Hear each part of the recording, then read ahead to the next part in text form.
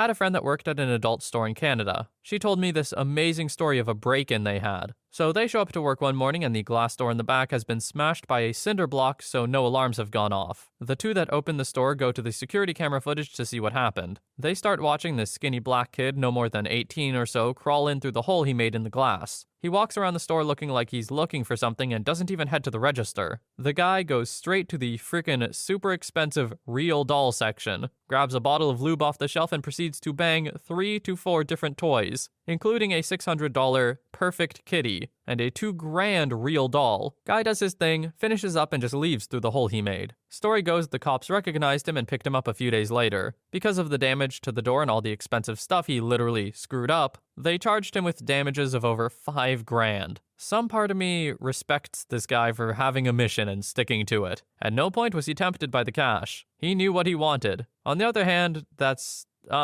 disappointing. Story 11. I worked part-time in this video rental store that had adult flicks. The store was set up in a way that the children's movies were at the front, where you can see them from the street. Kids could even come in. The adult stuff was around a corner, 180 through a door, and you had to get past me first. Well, this also means that I do not have total view of the adult racks at all times. Not even when I'm at the counter, which you would have to pass to get there. There was a guy who would come in and nut on the covers of DVDs, then put them back on the shelf. But not up front so you could see there was nut on them. He would always put them in second or third deep, so you could only discover the trap by sorting through them. Dude was eventually caught. God, I so wish I could have been witness to that, but it wasn't my shift. Most cliche thing about it, he wore a brown trench coat most of the time he came in. Closed up the front like an exhibitionist from the movies. Oh, and the girl working there, 18 and still in school, was shown a dong pic on a phone. The guy asked her if there were any adult films with dongs like this. It was his own dong sticking out of his own pants with his shoes and his shirt, all of which he was currently wearing